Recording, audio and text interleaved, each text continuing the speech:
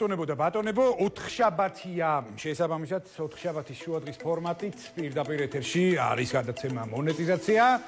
ძალიან საინტერესო თემებით სტუმრებით, რამდენიმე საინტერესო ბლოკი გელით დღეს, სხვადასხვა დივერსიფიცირებულ მრავალფეროვან თემებზე, როგორც ყოველთვის, მე კი გადაცემის ავტორი სანდრო ვეფხაძე გახლავართ. მოკლედ, ესე იგი, თემატიკის თვალსაზრისით, ეხლა რა თემებს მოისმენთ და ნახავთ მიმდინარე კვირის განმავლობაში, ინვესტიციების დინამიკაზე ვისაუბრებთ განყენებულად. და ეს ინვესტიციების დინამიკა არის საქსტატის ბოლო რაპორტების თანახმად შემცირებული. შესაბამისად ამ ყველაფრის გამომწვევ მიზეზებზე გვექნება საუბარი, ასევე დასაქმების დინამიკას განსაკუთრებულ ყურადღებას მივაპყრობთ მიმდინარე კვირაში. ხო, ეს მოკლე შესავალი იმ თემებისა და ანონსი იმ თემებისა, რასაც ნახავთ ჩვენ ეთერებში, რაც შეეხება დღევანდელ თემატიკას. დღეს ძალიან საინტერესო ბლოკები გელით წინ და გადაცემის პირველი ბლოკი დაეთმობა კომპანია Grant Thornton-ის ეგიდით მომზადებულ რუბრიკას. შესაბამისად, მოგეხსენებათ, რომ ბუღალტრული აღრიცხვის, ანგარიშგებისა და აუდიტის შესახებ საქართველოს კანონის თანახმად 1 ოქტომბერი ეს არის ზუსტად ის პერიოდი, როდესაც ყველა კომპანია ვალდებულია წარადგინოს ფინანსური ანგარიშგება. და შესაბამისად, აი ამ მიმართულებით დღეს ძალიან საინტერესო სტუმართან ერთად მიმოვიხილავთ თემის მნიშვნელოვან ასპექტებს და დავსვათ ძალიან საინტერესო აქცენტებს. Grant Thornton საქართველოს მართველი პარტნიორი ბატონი ვახტანგ ცაბაძე არის ჩვენთან ერთად. მოგესალმებით ბატონო ვახტანგ, ძალიან მიმალობა თქვენი დროისთვის. გამარჯობა, მადლობა მოწვევისთვის. პირველ რიგში, აი ეს ესე ვთქვათ კომპონენტი და 1 ოქტომბერი ერთგვარი დედლაინიც, ხო? ამ მიმართულებით, აი ასე ვთქვათ, რას ნიშნავს რეალურად ბიზნესისთვის და აი რა თადარიგი, მოდით ასე ვთქვათ, უნდა დავიჭიროთ იმისთვის, რომ რეალურად ჩავეტიოთ ვადებში და რეალურად დღის წესრიგის თვალსაზრისით დავიცვათ გარკვეული დედლაინები. გისმენთ ყურადღებით. მადლობა. აი როგორც აღნიშნე, 1 ოქტომბერი არის უკვე ალბათ ყველასთვის ცნობილი დედლაინი, როცა ფინანსური ანგარიშგებები უნდა იყოს მომზადებული და წარდგენილი რეპორტალზე ზედამხედველობის სამსახურისათვის და გასაჯაროებული შესაბამის ვებგვერდზე. ეს ვალდებულება უკვე 2016 წელს მიღებული კანონის შემდეგ აქვთ კომპანიებს, რომ შევხედოთ როგორ ვითარდებოდა პროცესი 2016-დან დღევანდლამდე, აი სულ ბოლო 2024 წლის სარასის ანგარიშს რო შევხედოთ, 80,000-ზე მეტ კომპანიას აქვს უკვე გასაჯაროებული თავის ფინანსური ანგარიშგება. ანუ პროგრესი ამ მხრივ ნამდვილად არის, პროგრესი არის ხარისხშიც ანგარიშგების წარდგენის რაოდენობაშიც, თუმცა მაინც დღემდე რჩება პრობლემად ის, რომ ანგარიშგების წარდგენას ყველა აკეთებს აი დედლაინის ბოლოს. 1 ოქტომბრამდე კი არის კანონმდებლობით ეს ვადა მოცემული 9 თვე, თუმცა უფრო კარგი ლოგიკური და არც თუ ისე რთული იქნებოდა, რომ ამაზე კომპანიებს ეფიქრათ მანამდე, სანამ 1 ოქტომბერი მოვიდოდა და ეს ანგარიშგების წარდგენის დროულობა უფრო გაუმჯობესებულიყო. გარდა იმისა, რომ უბრალოდ რაღაც დატვირთულობას და სტრესს მოხსნიდა, რომ უფრო სწრაფად გაკეთდეს ეს, უფრო სასარგებლო იქნებოდა ის ინფორმაცია, რომელიც გასაჯაროვდებოდა, ხო? ფინანსური ანგარიშგების სარგებლიანობის ერთ-ერთი მახასიათებელი არის მისი დროულობა. რაც უფრო ადრე ვიცი მე ფინანსური მდგომარეობა 24 წლის ბოლოს როგორ იქონდა კომპანიას, უფრო სასარგებლოა ჩემთვის, ხო? 3 დღის მერე რო ვიცი უფრო კარგია, ვიდრე 9 თვის შემდეგ. ამიტომ აი ამ მიმართულებით ალბათ კარგი იქნებოდა, რომ კომპანიებმა ამ მიმართულებითაც დაიწყონ სვლა. აი რეალურად აი ამ პერიოდმა, მადლობა ძალიან საინტერესო პასუხისთვის. განვლილმა, მოდით ასე ვთქვათ, 9 წლიანმა დიაპაზონმა, ხო, საბოლოო ჯამში ხა პრაქტიკის თვალსაზრისით რა აჩვენა. ეხლა თქვენ ბრძანეთ და გეთანხმებით აბსოლუტურად ორივე ნაწილში. პირველ ნაწილში ის, რომ რეალურად ბიზნესის დინამიკა ამ კუთხით არის დამაკმაყოფილებელი. მეორე ნაწილი ხა დედლაინების დარღვევა რო გვიყვარს და ან რატომღაც რო გვიყვარს ხოლმე რომ მაინც და მაინც აი კრიტიკულ ზღვრამდე რომ მივა პერიოდი და აი მაშინ შევასრულოთ ყველანაირი აქტი. ეს ფაქტია და ამას ახლა ვერაფერი ვერ შეცვლის ალბათ, მაგრამ ნუ საბოლოო ჯამში აი ეს ორი მედლის ორი მხარე, ხო?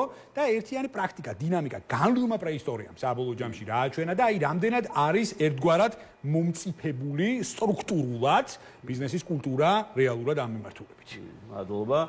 კულტურაც იცვლება, ნამდვილად, ანუ დამოკიდებულება იცვლება. თავიდან იყო ძალიან, რა თქმა უნდა, უფრო ნეგატიური და უფრო ისეთი ხედვა, რომ ეს ძალით თავსმოხვეული რაღაც დამატებითი რეგულაცია არის, თუმცა დროთა განმავლობაში კომპანიებმაც იგრძნეს, დარწმუნებული ვარ, რასაც ჩვენ ხედავთ, ინვესტორებმაც ყველა დაინტერესებულმა მხარემ, რომ ამ ინფორმაციის წარდგენას, ანგარიშგების გასაჯაროებას, ხარისხიანი ანგარიშგების მომზადებას და გასაჯაროებას ყველასთვის აქვს ძალიან დადებითი შედეგი, დაწყებული კომპანიის მფლობელებიდან, რომლებმაც მიუხედავად იმისა, რომ მანამდეც ალბათ შიდა ანგარიშები რაღაცები მზადდებოდა, დღეს იციან, რომ კონკრეტული სტანდარტის მიხედვით მზადდება ანგარიშგება, შეუძლიათ თავისი ანგარიშგება შეადარონ კონკურენტს, ბაზარს, რაღაც ბაზრის ანალიტიკა გააკეთონ, საშუალო მონაცემებს შეხედონ რაღაცეებს, ანუ რა ძალიან ბევრ დამატებით ინსტრუმენტს აძლევს მენეჯმენტს, რომ მონაცემებზე დაყრდნობილი გადაცემები მიიღონ, გადაწყვეტილებები მიიღონ და არა რაღაც გრძნობებზე და შეგრძნებებზე, რაც ბიზნესისთვის მნიშვნელოვანი არის რა. 9 წლის პრაქტიკა აჩვენებს იმასაც, რომ მართლა ხარისხიც უმჯობესდება, ნამდვილად უმჯობესდება, რასაც ჩვენ ვაკვირდებით, როგორც აუდიტის ხარისხი, ისე თვითონ კომპანიების შიგნით. რა თქმა უნდა, ჯერ კიდევ ბევრი არის დასახვეწი და თუ შევხედავთ იგივე სარასის ანგარიშებს, რომელიც ყოველწლიურად აქვეყნებს, მისი მიმოხილვის შედეგად რა საკითხებში იყო ყველაზე მეტი შენიშვნა, ესა ძალიან საინტერესო ანგარიშები. რა ნიუანსები იყო მაგალითად? აი ძალიან საინტერესო გვაკუთხეთ მიადექით და აი ამ კუთხით რა ნიუანსებს გამოვყოფდით პირობითად? ძალიან ჯერ კიდევ რჩება ძალიან ბევრი ისეთი სტანდარტი თემა, საკითხი, რომელშიც არის გამოსასწორებელი, ასე ვთქვათ, ანგარიშგებები და აი ზუსტად აქ მინდა ვთქვათ ჩვენი როლი და ჩვენისთანა ბიზნესების, კომპანიების, კონსულტანტების როლი, რომლებსაც შეუძლიათ კომპანიებს დაეხმარონ იმაში, რომ ეს ხარვეზები, რაც მეორდება და მუდმივად ჯერ კიდევ არის, რომ ეს გამოსწორდეს, დავეხმაროთ იმაშიც, რომ ფინანსური ანგარიშგება მომზადდეს დროზე, მომზადდეს სწორად, მომზადდეს სტანდარტების შესაბამისად და თუნდაც თავიდან აირიდონ შემდეგ კომპანიებმა რაღაცა ჯარიმები და სანქციები, რაც სხვათა შორის ახლა სარას ახალი პროექტი აქვს შემოტანილი თავის ვებგვერდზე გამოქვეყნებული, რომლის ახალი წესის, რომლის მიხედვითაც მოხდება ფინანსური ანგარიშგებების გადამოწმება დამატებით სარასის მიერ და ხარვეზების შემთხვევაში იქნება შესაბამისი რაღაც სანქციები. ამ სანქციების თავიდან არიდებისათვის ჩვენ შეგვიძლია კომპანიებს დავეხმაროთ იმით, რომ შევუდგინოთ ანგარიშგება, დავეხმაროთ ანგარიშგების შედგენაში და უზრუნველყოთ მათ შესაბამისობა კონკრეტულ რეგულაციებთან. ეს გამოადგებათ არა მარტო იმ კომპანიებს, რომლებიც ვთქვათ, მხოლოდ ფინანსურ ანგარიშგებას წარადგენენ, არამედ იმათაც, ვინც აი დიდ კომპანიებს, ასე ვთქვათ, პირველი, მეორე კატეგორიის, ვინც აუდიტსაც ატარებს. დღევანდელი პრაქტიკით კომპანიები, როდესაც ფინანსური ანგარიშგების აუდიტს ატარებენ, ძალიან ხშირ შემთხვევაში კვლავ აუდიტორების დახმარებას იყენებენ იმაში, რომ ფინანსური ანგარიშგება მოამზადონ. კი ბატონო. ეს ამას აქვს ორი მხრივ უარყოფითი რაღაც ორი უარყოფითი მომენტი. ერთი ის, რომ ეს რა თქმა უნდა ზრდის აუდიტის ღირებულებას, იმიტომ რომ აუდიტორის გადმოსახედიდან ეს მომსახურება, ასე ვთქვათ, ფინანსური ანგარიშგების მომზადება აუდიტთან ერთად არის, ასე ვთქვათ, ჩაშენებული ფასში. ხო, მე როცა ვიცი, რომ იქ აუდიტის გარდა სხვა რაღაცაც უნდა გავაკეთო, ეს ჩემ მომსახურების ფასში ჩადებულია. ფასი იზრდება და მეორე, რაც შეიძლება უფრო კრიტიკულიც იყოს, აუდიტორის დამოუკიდებლობაზე შეიძლება კონდეს გავლენა. გააჩნია რა დონით არის აუდიტორი ჩართული ფინანსური ანგარიშგების მომზადებაში. ძალიან რთულია კონკრეტული ზღურის თქმა, თუმცა ფაქტია, რომ თუ მე ვამზადებ ფინანსურ ანგარიშგებას, ყველაფერს მე ვაწყობ, მე იმ ანგარიშგებაზე მე თვითონვე ვამბობ, სწორია თუ არ არის სწორი, რაღაც თლად სწორი არ უნდა იყოს. ძალიან კაი აქცენტი არის რა. ამიტომ ვფიქრობ, რომ საჭიროა, რომ ეს სერვისები, ასე ვთქვათ, ეს ამოცანები გაიყოს, როგორც კლასიკურად გაყოფილია და ცალკე სტანდარტიც არსებობს იმისთვის, რომ როგორ უნდა გაკეთდეს კომპილაციური გარიგებები. აი კომპილაციაზე კიდე განყენებულად მინდა გკითხოთ, კიდე აუცილებლად, მაგრამ აი არ შემიძლია არ დაგეთანხმოთ. რეალურად მოდი აი პატარა რემარკასაც გავაკეთებ. სერვისები იმდენად კარგადაც არის დივერსიფიცირებული, გაყოფილი და ყველანაირად თავარი ბიზნესმა აღიქვას ეს ყველაფერი სწორად, იმიტომ რომ დამკვეთი საბოლოო ჯამში ბიზნესია და მე ერთადერთი რაც შემიძლია ვთქვა, აქ არის აუცილებელი ცნობიერების ამაღლების ნაწილი, იმიტომ რომ აი თუნდაც ახლა ჩვენ დიალოგი, ხო? ჩვენ დიალოგი რას ემსახურება, ელემენტარულს ემსახურება, რომ ავამაღლოთ ცნობიერება ისევ და ისევ ბიზნესში, რომ კონკრეტულად გავიცვათ დედლაინები, მივმართოთ პროფესიონალს ნებისმიერ შემთხვევაში და კიდევ ერთხელ ყოველგვარი რევერანსების გარეშე მართლაც ჭეშმარიტად პური მეპურემ უნდა გამოაცხოს და ამიტომაც აი თუნდაც იგივე Grant Thornton საქართველოს სერვისები, ხარისხიანი სერვისების პროვაიდინგი და ასე შემდეგ ეს კიდევ ერთხელ დაეხმარება ბიზნესს, რომ კარგად გაერკვეს ძალიან კარგად გაერკვეს იმ ლაბირინთებში, რაც საბოლოო ჯამში არსებობს და აი ამიტომაც არის აუცილებელი საგადასახადო კუთხით ზუსტი აქცენტირება. კომპილაციაზე მინდა განყენებულად ვისაუბროთ საბოლოო ჯამში და მე კიდევ დაუბრუნდეთ აი ამ სერვისების თემას, რომელიც უშუალოდ Grant Thornton საქართველოს ეგიდით ხორციელდება. იმიტომ რომ კიდევ ერთხელ ერთის მხრივ ჩვენი საუბარი ხა საინფორმაციოა, მეორეს მხრივ ცნობიერების ამაღლებას ემსახურება და მესამე მხრივაც ხა მე მინდა რომ გარკვეულწილად გარკვეულ კომპონენტებსაც ისევ და ისევ რომ ბიზნეს გაუმარტივდეს ოპერირება, მინდა რომ გარკვეულწილად თავის სახელების დავარქვათ. აქედან გამომდინარე, აი ეს ერთგვარი სამკუთხედი კითხვა გამომევიდა და აი კომპილაციით დავიწყოთ და შემდეგ გავყვეთ უკვე ცალკეულ თემებს. კი ბატონო. კომპილაციური სერვისი გულისხმობს კომპანიისთვის დახმარებას ფინანსური ანგარიშგების შედგენაში. კი ბატონო. ფინანსური ანგარიშგების სტანდარტები საკმაოდ კომპლექსური დოკუმენტები არის, ასე ვთქვათ, საკმაოდ კომპლექსურ მოთხოვნებს მოიცავს და ხშირ შემთხვევაში შეიძლება მოითხოვდეს ძალიან სპეციფიურ ცოდნას, რაც ბუნებრივად აუდიტორულ კომპანიებს და ბუღალტრული მომსახურების გამწევ კომპანიებს, როგორიც არის მათ შორის Grant Thornton-ი, აქვთ უფრო მეტი, ვიდრე ნებისმიერი კონკრეტული კომპანიის ერთ ბუღალტერს. ბუნებრივად არ შეიძლება ერთ ადამიანს ან თუნდაც ჯგუფს, რომელიც მხოლოდ ერთ კომპანიაში მუშაობს, კონდეს იმდენივე გამოცდილება, როგორც აუდიტორულ კომპანიას, რომელსაც ასობით კლიენტი ყავს და თუ შევხედავთ როგორც გლობალური ქსელის ნაწილს, როგორც ამ შემთხვევაში Grant Thornton-ი არის, ძალიან ფართო, ასე ვთქვათ, თვალსაჩინო გამოცდილება, ხედვა, ტექნიკური ექსპერტიზა აქვს. შეუდარებლად დიდი, ამიტომ ამ რესურსის გამოყენება ბიზნესისთვის მე მგონი ძალიან კარგია. ბევრად ეფექტური იქნება, თუნდაც იმ რეგულაციების დაცვის კუთხით, რომ ანგარიშგება მომზადდეს დროულად და იყოს შესაბამისი იმ მოთხოვნებისა, რომელიც კონკრეტულ კატეგორიას აქვს, ეს იქნება სრული IFRS-ი თუ MSS ფასი, და საშუალო საწარმოთა საერთაშორისო სტანდარტები. ამ ხრივ ეს არის ჩემი აზრით ძალიან მნიშვნელოვანი, როგორც თქვენ თქვით, ცნობიერების ამაღლებისათვის, რომ კომპანიებმა იცოდნენ, რომ ეს შესაძლებლობაც არსებობს რა და ეს სერვისი თავისი ეფექტურობით იქნება ძალიან კარგი. ანუ ეს არ იქნება დამატებითი ტვირთი ფინანსური ისეთი, რომ არ ამართლებდეს, ასე ვთქვათ, თავის შედეგებს.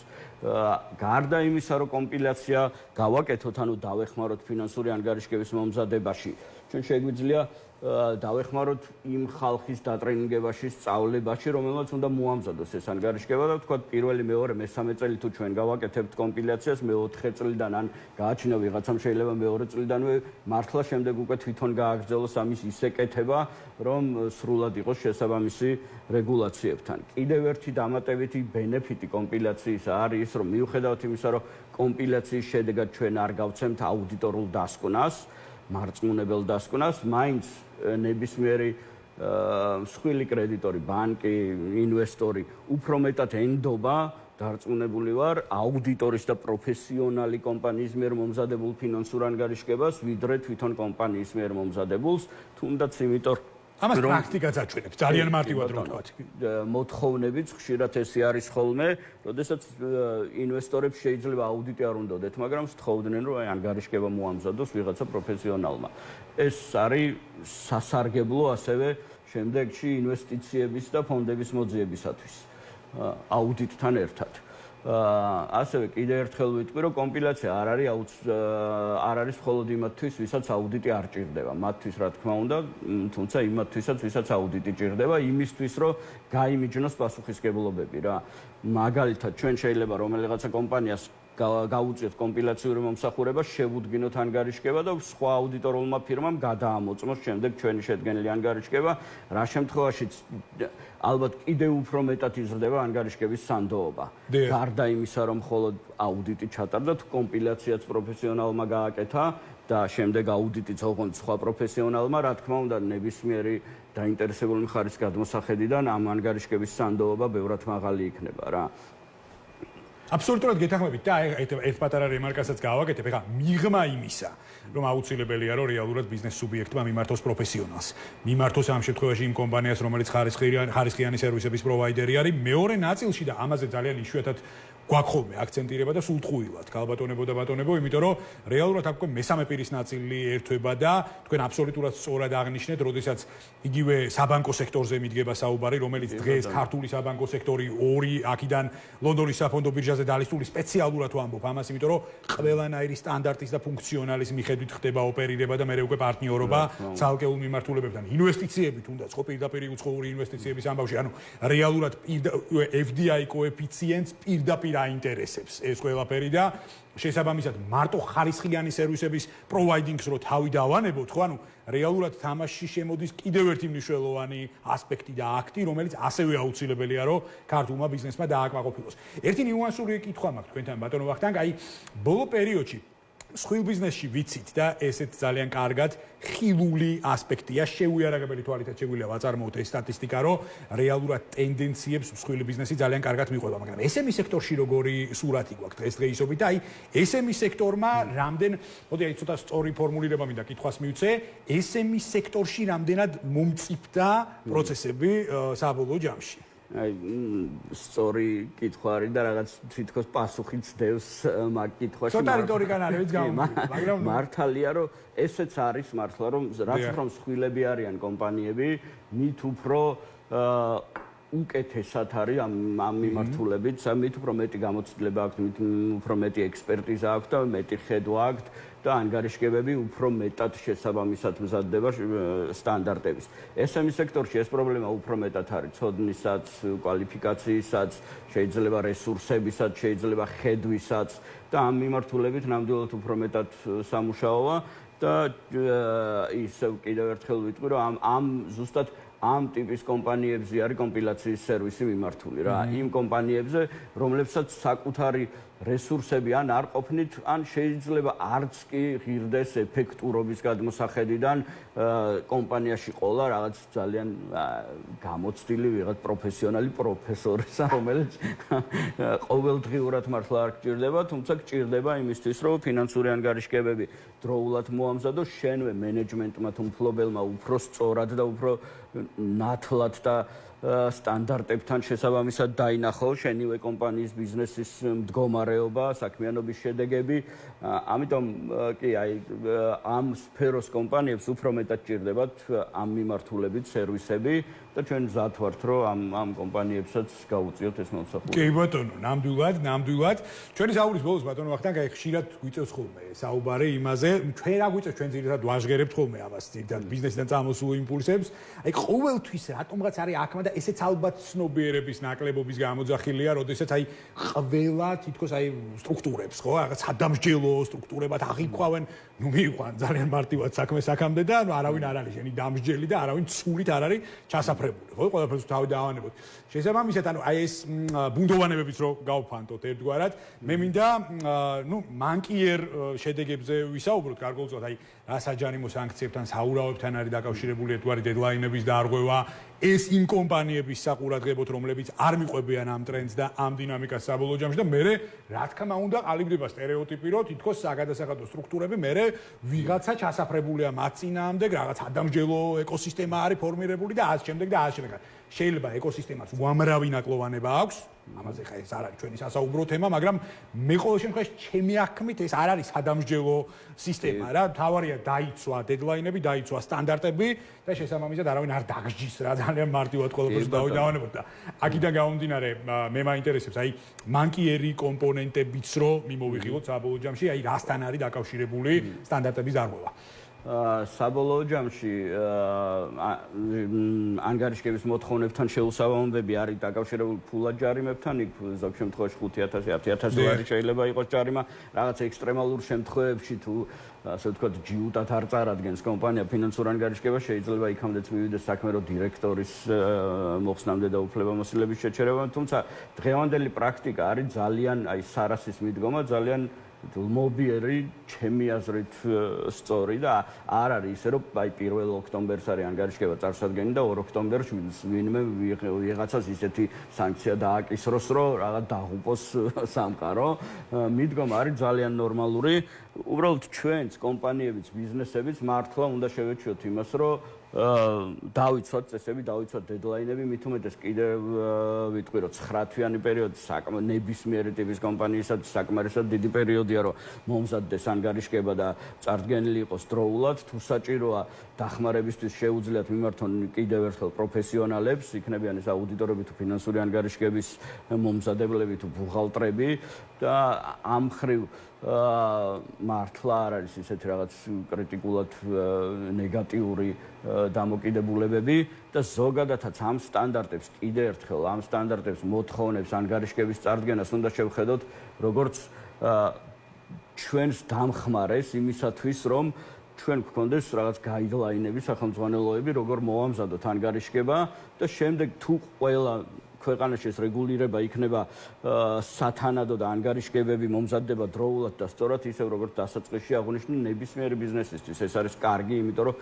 თავის თავს ხო ხედავს უფრო კარგად, უფრო სწორ სარკეში. ასევე ხედავს კონკურენტებს, ასევე ხედავს მთელ ბაზარს, მთელ ბიზნესს, რა ხდება, როგორია ტენდენციები და უფრო მეტი ანალიტიკა და უფრო მეტად სწორი გადაწყვეტილების მიღების შესაძლებლობა არსებობს რა. აბსოლუტურად გეთანხმებით, ამიტომაც ავუცმე ის გადამრჩენია უთხრა ჩვენ საზოგადოებას, ბიზნეს ეკოსისტემას აუცილებლად მიმართეთ პროფესიონალებს, მიმართეთ Grant Thornton საქართველოს ხარისხიანი სერვისებისთვის და მთლიანობაში დავიცვათ ის სტანდარტები, დავიცვათ ის ასე ვთქვათ კომპონენტები, რაც არის ამ კუთხით გაწერილი და ხო, თუმცა კიდევ ერთხელ ოპტიმიზმის საფუძველს გვაძლევს რეალურად ის საკითხი, რომ ეხლა თქვენ რაც ბრძანეთ, აბსოლუტურად გეთანხმებით ბოლო 9 წლის დინამიკაში აშკარად არის გარკვეული წინსვლები და შესაბამისად თავარია ეს ტრენდი განვავითაროთ და კიდევ ერთხელ ცნობიერება ავამაღლოთ ქართულ ბიზნესში.